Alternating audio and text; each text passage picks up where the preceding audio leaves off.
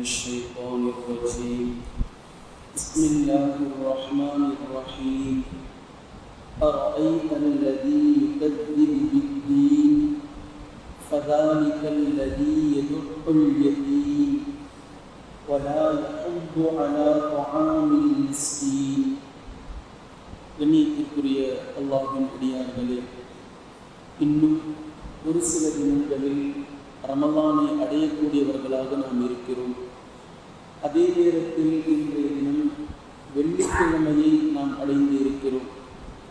இன்னும் 2 வெள்ளிக்கிழமையை நாம் கடந்தால் அதற்கடுத்ததாக அல்லாஹ் நமக்கு உயிர் வைத்திருந்தால் இன்ஷா அல்லாஹ் நாம் ரமலானிலே இருப்போம். இந்த ரமலானுக்கு முன்னாலும் அதே போன்று இன்றைய தினம் வெள்ளிக்கிழமை என்பதினாலும் நாம் ஒரு சில செய்திகளை இன்றைய தினத்தில் புரிந்து கொள்ள வேண்டும், தெரிந்து கொள்ள வேண்டும். அல்லாஹ் தஆலா சூரத்துல் மாஊனில் 5 பாவங்களை பற்றி பேசுகின்றார். சூராவினுடைய 7 வசனங்களையும் சேர்த்து 5 பாவங்களை பற்றி பேசுகின்றான். அல்லாஹ் தஆலா நம்மை இந்த 5 பாவங்களிலிருந்து பாதுகாக்க வேண்டும். இந்த 5 பாவங்களும் நிச்சயமாக நம்மை அழித்துவிடும், நம்மை கேட்டின் பக்கம் கொண்டு போய் சேர்த்துவிடும், நரகத்தின் பக்கம் கொண்டு போய் சேர்த்துவிடும். இது அல்லாஹ் தஆலாவின் எச்சரிக்கை. பிஸ்மில்லாஹிர் ரஹ்மானிர் ரஹீம். நபியே, அர்ஐத்தல்லதீ யுகத்திபு பித்தீன், மறுமை நாளையை பொய்ப்பிப்பவனை நீர் பார்ப்பீரா என்று அல்லாஹ் கேட்கின்றான். பொதுவாக அல்லாஹ் தஆலா ஒரு பாவத்தை பற்றி சொல்லும்போது அதற்கு பின்னால் முன்னால் அடுத்தடுத்த பாவங்களை பற்றி பேசினால் ஏதோ ஒரு வகையில் இந்த கேரக்டரில் இருப்பவன் இன்னொரு கேரக்டருக்கு சம்பந்தப்படுகின்றான் என்பது பொருள். அந்த பாவத்தில் இருப்பவன் இன்னொரு பாவத்தோடு சம்பந்தப்படுகின்றான் என்பது பொருள். இப்படித்தான் அல்லாஹ் தஆலா இந்த 7 வசனங்களிலும் 5 பாவங்களை பற்றி பேசுகின்றான். இதில் முதல் பாவம் அர்ஐத்தல்லதீ யுகத்திபு பித்தீன். நபியே, மறுமை நாளையை பொய்ப்பிப்பவனை நீங்கள் பார்த்தீர்களா என்று நபி ஸல்லல்லாஹு அலைஹி வஸல்லம் அவர்களை பார்த்து அல்லாஹ் கேள்வி எழுப்புதலோடு பேசுகின்றான். மறுமை நாளையை பொய்ப்பிக்கக்கூடியவர்கள் நான் ஏற்கனவே சொல்லியிருக்கின்றேன், 2 வகையில் இருக்கலாம். ஒன்று நேரடியாக பொய் என்று சொல்பவர்கள், நாத்திகர்களாக இருக்கலாம், அல்லது அல்லாஹை மறுத்து வேறு கடவுள்களை எடுத்துக்கொள்ளக்கூடியவர்களாக இருக்கலாம், அல்லது வெவ்வேறு வகையில் அவரவர்களுடைய மதங்களை, அவரவர்களுடைய கொள்கை கோட்பாடுகளை அல்லாஹும் அல்லாஹுடைய ரசூல் ஸல்லல்லாஹு அலைஹி வஸல்லம் அவர்களும் எந்த தீனுல் இஸ்லாத்தை சொன்னார்களோ இதற்கு மாற்றமானதாக நேர் முரணானதாக எடுத்துக்கொண்டவர்களாக இருக்கலாம். இன்னொரு வகையினர்கள் யார் என்றால், அல்லாஹை நாங்கள் ஏற்றுக்கொள்கிறோம் என்று சொல்வார்கள், அல்லாஹ்வின் தூதர் ஸல்லல்லாஹு அலைஹி வஸல்லம் அவர்களை ஏற்றி இருக்கிறோம் என்று சொல்வார்கள். ஆனால் இவ்விருவர்களும் சொன்ன எந்த செயலையும் செய்ய மாட்டார்கள். இவ்விருவர்களும் தடுத்த எந்த செயலை விட்டும் தங்களை தடுத்துக் கொள்ளவும் மாட்டார்கள். இப்படிப்பட்ட மனிதர்களை இன்று பரவலாக பார்க்கிறோம்.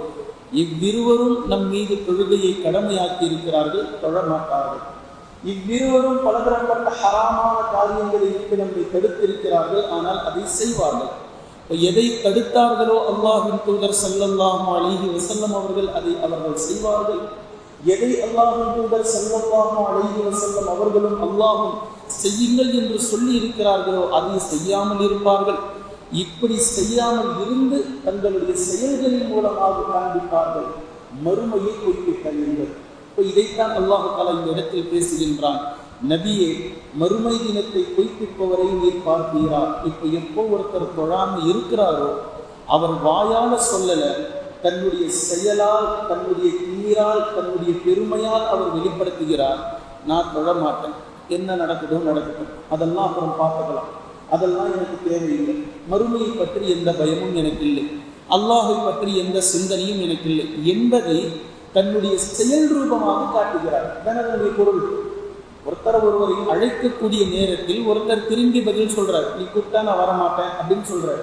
இன்னொருத்தர் பதிலே சொல்லாம போறார், ஆனா அவருக்கு காதுல கேட்குது. என்ன பொருள்? ஒருத்தர் வாயால பதில் சொல்றார், மறுக்கிறார், இன்னொருத்தர் கண்டு கொள்ளாமல் போறாருன்னா, கேட்டும் கண்டு கொள்ளாமல் போறாருன்னா உன்னுடைய அழைப்பிற்கு நான் செவி சாய்க்க மாட்டேன் என்பது பொருள். இதுதான் ஒவ்வொரு வக்தும் முஅத்தின் அல்லாஹு அக்பர் அல்லாஹு அக்பர் அல்லாஹு அக்பர் என்று அழைக்கும். தொழுகைக்கு வராமல் இருக்கக்கூடியவர்கள் அல்லாஹ்விடத்திலே சைக்கிளையாக மறுத்து தெரிவிக்கிறார்கள், 5 வக்து உனக்காக நான் ஆஜராக மாட்டேன், நான் தொழ மாட்டேன், என்னாவதோ பார்த்துக்கலாம் என்று அல்லாஹ்விடத்தில் தங்களுடைய மறுப்பை செயல் ரூபமாக காண்பித்துக் கொண்டிருக்கிறார்கள். பின்பு 2வது இந்த இடத்துல அனாதை குழந்தைகளுக்கு கொடுப்பது என்பது ஒன்று. அனாதைகளுக்கு தங்களிடத்தில் இருக்கக்கூடிய செல்வத்தை சதகாவாக செய்வது ஒன்று. அல்லாஹு தஆலா இங்க இன்னொரு நன்மையை பேசுறான்.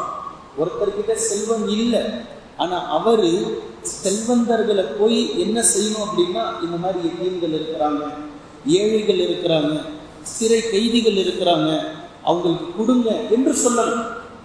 ஒவ்வொரு முஸ்லிமின் மீதும் ஒரு கடமையை அல்லாஹ் வைத்திருக்கிறான். உங்களிடத்தில் இருப்பதை கொடுப்பது என்பது வேறு. உங்ககிட்ட இல்லை, ஆனா செல்வந்தர்கள் யாருன்றது தெரியுது, ஏழைகள் யாருன்றது உங்களுக்கு தெரியுது.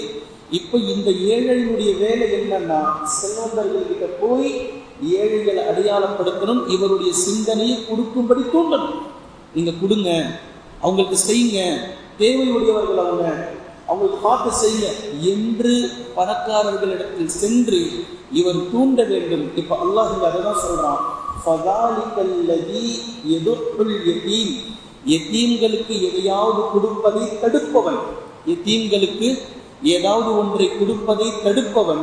3வது அல்லாஹ் பேசுறான், வலா யஹுது அலா துஆமில் மிஸ்கீன், ஏனேனும் ஏழைகளுக்கு உணவு கொடுக்கும்படி தூண்டாமல் இருப்பவன்.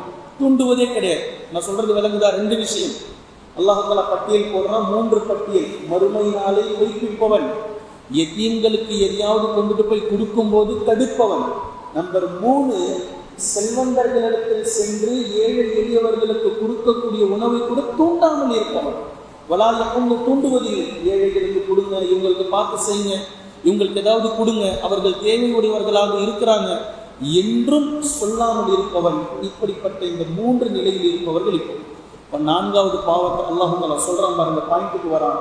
ஃபவைலுல் லில் முஸல்லீன், தொழுகையாளிகளுக்கு கேடு உண்டாகட்டும், தொழுகையாளிகளுக்கு கேடு உண்டாகட்டும். இப்போ இவங்க தொழுகையாளி இல்லைன்னு அல்லாஹ் சொல்லலை, இவர்கள் தொழுகையாளிகள் தான். ஃபவைலுல் லில் முஸல்லீன், தொழுகையாளிகளுக்கு கேடு உண்டாகட்டும். யார் இவர்கள்?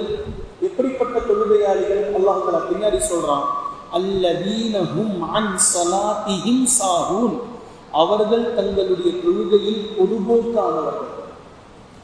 இந்த பொதுபோக்குக்கு இப்போ நான் விளக்கம் கொடுக்கணும்னு அவசியம் இல்லை, நீங்களாகவே அதை விளங்கிக் கொள்ளலாம். பொதுபோக்கானவர்கள் அல்லாஹ் ஒற்றை வார்த்தையில் முடிச்சுமா. இப்போ எத்தனை வகை பொதுபோக்கு இருக்கு பாருங்க.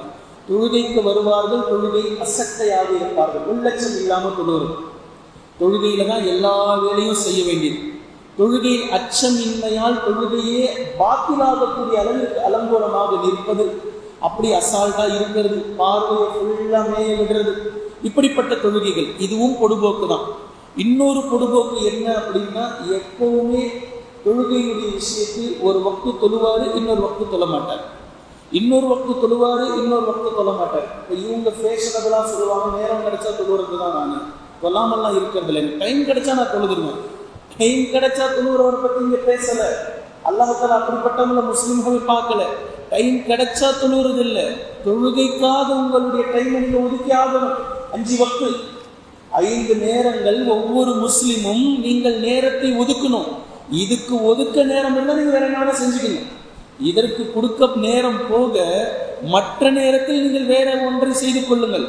டைம் கிடைச்சா தொழுவேன், பொதுபோக்கானவர்களுடைய தொழில். டைம் கிடைச்சா தொழுவது அல்லாஹ் நான் அவ்வளோ கேவலமானவனா? நான் டைம் இருந்தால் வந்து பார்க்குறவங்கள, நான் டைம் இருந்தால் உங்களுக்கு ஃபோன் பண்ணுறேன், அவரை போய் எனக்கு ஃபோன் பண்ண சொல்லு, இவரே ஃபோன் பண்ணிடலாம்ல, நிறைய பேர் இருக்கிறாங்க இந்த மாதிரி, அவரை போய் பார்த்தீங்கன்னா எனக்கு ஃபோன் பண்ண சொல்லுங்கள் அப்படின்னு சொல்லி அனுப்புவாங்க. இவர்களுடைய இன்னொரு நீங்களே ஒரு ஃபோன் பண்ணி பேச வேண்டியது தானே, பண்ண மாட்டாங்க. அங்கே போய் அவரை பார்த்து எனக்கு ஃபோன் பண்ண சொல்லுங்கள், அவரை கால் பண்ண சொல்லுங்கள். இப்படிலாம் நிறைய மக்கள் இருக்கிறாங்க. அல்லாஹு தஆலா எக்காரணத்தை கொண்டும் யாருக்கும் வீழ்த்தரமானவன் இல்லை. அல்லாஹுக்கு வந்து தொழ வேண்டும் என்ற அந்த அவசியமும் இல்லை. அல்லாஹு தஆலா எப்பவுமே ஜப்பார், கஹ்ஹார், உயர்ந்தவன். அவனுக்கு யாருடைய எந்த தேவையும் கிடையாது. அல்லாஹுக்கு நாம போய் டைம் கொடுக்க வேண்டிய அவசியம் இல்லை. உங்களை படைத்ததை நீங்கள் உங்களுடைய இந்த நேரங்களை வகுத்தாக வேண்டும் என்பதற்காகத்தான். இதுக்கு உதாரணம் சொல்லணும் அப்படின்னா இன்னொன்று, ஜும்மா தொழக்கூடியவர்களும் ஒரு பக்காளர்கள். ஜும்மாவில் அவர்களை நீங்கள் பார்க்கலாம், அந்த ஜும்மாவை நீங்கள் விட்டால் அடுத்த ஜும்மாவில் பார்க்கலாம். பாயிண்ட் டு பாயிண்ட் மாதிரி 1 to 1. இங்கே கிளம்புனா அங்கே தாங்க பஸ் நிற்கும். இப்போ இந்த ஜும்மாவிற்கு பள்ளிக்குள் வருவார்கள், அடுத்த ஜும்மாவில் பார்க்கலாம். நீங்கள் இப்போ இடையில அந்த 8 நாள் பாருங்க பேசுவாங்க, குரான், ஹதீஸ், லஈஃப், ஸஹீஹ், எத்தனை ஹதீஸ்கள், ஆயத்துகள். ஆனால் இந்த ஜும்மா அடுத்த ஜும்மா. இதுதான் இல்மு இருக்கு, ஆனால் அமல் இல்லை, எந்த பிரயோஜனமும் இல்லை, எந்த யூஸும் இல்லை. நபி ஸல்லல்லாஹு அல்லாஹு தஆலா காட்டக்கூடிய இந்த விஷயம், ஃபவைலுல் லில் முஸல்லீன் அல்லதீனஹும் அன் ஸலாத்திஹிம் சாஹூன், தொழுகையில் பொடுபோக்கானவர்களுக்கு கேடுதான். இப்போ இப்படி வெரைட்டி ஆஃப் தொழுகையாளிகள் இருக்கிறாங்க. அல்லாஹு தஆலா சூரத்துன் நிசால நயவஞ்சகர்களுடைய தொழுகையை மிக தெளிவாக சொல்லி காண்கின்றான். இன்னல் முனாஃபிகீன யுஹாதிஊன அல்லாஹ வ ஹுவ ஹாதிஉஹும் வ இதா காமூ இலஸ் ஸலாத்தி காமூ குஸாலா யுராஊன அன்னாஸ். இதே பாயிண்ட் அங்கேயும் அல்லாஹ் பேசலாம். இவர்கள் தொழுகைக்காக வந்து நின்றால் சோம்பல் பிடித்தவர்களாக நிற்பார்கள். யார் இவர்கள்? நயவஞ்சகர்கள், முனாஃபிக்குகள். எப்போடா தொழுக முடியும்? ஐயோ அப்பா, என்னடா இன்னொருக்கு முடியல, இன்னும் சுருது முடியல, இன்னும் இன்று சோம்பல் முறிப்பவர்களாக அந்த தொழுகையில் இருப்பார்கள். யுராஊன அன்னாஸ், இவர்கள் தொழுகைக்கு வருவதே மக்களுக்கு காட்டுவதற்காகத்தான். வலா யذ்குரூன அல்லாஹ் இல்லா கலீலா, குறைந்த விஷயத்தை தவிர அல்லாஹ் இவர்கள் நினைக்க மாட்டார்கள். சூரத்துல் நிசால அல்லாஹ் பேசுறான். இந்த இடத்தில் அல்லாஹ் அதைத்தான் பேசுகின்றான். 4வது பாவம், ஃபவைலுல் லில் முஸல்லீன் அல்லதீனஹும் அன் ஸலாத்திஹிம் சாஹூன், தொழுகையில் பொடுபோக்கானவர்களுக்கு கேடு உண்டாகட்டும். அல்லதீனஹும் யுராஊன். நம்பர் 5வது பாவம், அல்லதீனஹும் யுராஊன், இவர்கள் மக்களுக்கு எதையுமே காட்டுவதற்காக செய்கிறார்கள். இந்த தொழுகையும் இப்படித்தான். இந்த தொழுகையும் பிறருக்கு காட்டுவதற்காக செய்கிறார்கள். ஜும்மாவுக்கு போகல அப்படின்னா 4 பேர் கேட்பாங்க, என்ன ஜும்மாவுமா தொழுறதில்லை, ஜும்மாவுக்கு கூடவா போறதில்லை? அல்லாஹ்வின் தூதர் ஸல்லல்லாஹு அலைஹி வஸல்லம் அவர்கள் சொன்னார்கள், 3 ஜும்ஆக்களை விட்டால் அவர் காஃபிர் என்று சொன்னார்கள். மிக தெளிவான ஹதீஸ். ஆனால் இன்னைக்கு 30 ஜும்மாவும் சர்வசாதாரணமாக பல முஸ்லிம்களால் விடப்படுகின்றன. டைம் இல்லைங்க, நேரம் இல்லைங்க, இப்படி சில பேர் இருக்கிறாங்க. சில பேர் எல்லா ஜும்மாவுமே அந்த 2 ரக்காத்தை மட்டும் அட்டன் பண்ணுவாங்க. அவர்களுக்கு ஹுத்பா பொறுப்பு இல்லை. ஏதோ ஒரு தினம் ஹுத்பா முடியாமல் போகுது, தாமதமாயிடுச்சு, அது வேற. என்ன, அது அவசியம் இல்லைல்ல, அப்போ அப்படி வரணும்னு எந்த அவசியமும் இல்லை. அந்த தொழுகையில வந்து கலந்துக்கிட்டா போதும். ஒவ்வொரு ஜும்மாவும் அவருடைய வாழ்நாள் முழுக்க ஜும்மாவை அந்த கடைசி நேரத்தில் ஹுத்பாவில் வந்து சேர்ந்து 2 ரக்காத்தை முடிப்பார். ஏதோ ஒரு காரணத்திற்காக தாமதமானதல்ல, ஒவ்வொரு வாரமும் இவரை அப்படி ஆக்கிக் கொள்கிறார். இப்படிப்பட்ட தொழுகையாளிகள், காட்டுவதற்காக தொழக்கூடியவர்கள், பொடுபோக்கானவர்கள், சோம்பல் முறிப்பவர்கள், விட்டு விட்டு தொழக்கூடியவர்கள், அசட்டையாக தொழக்கூடியவர்கள், எல்லோருக்கும் கேடு உண்டாகட்டும். நம்ம 5வது விஷயத்தை அல்லாஹ் பேசுகின்றான். வயம்னஊனல் மாஊன், சூரா பேரே இதுதான். வயம்னஊனல் மாஊன், அற்பமான பொருட்களை கூட அடுத்தவர்களுக்கு கொடுப்பதை தடுக்கிறார்கள். அற்பமான பொருட்கள், இதை நீங்கள் தூக்கி தான் போட போறீங்க, இதை கூட கொடுக்கறதுக்கு நீங்கள் தடுக்கிறீங்க.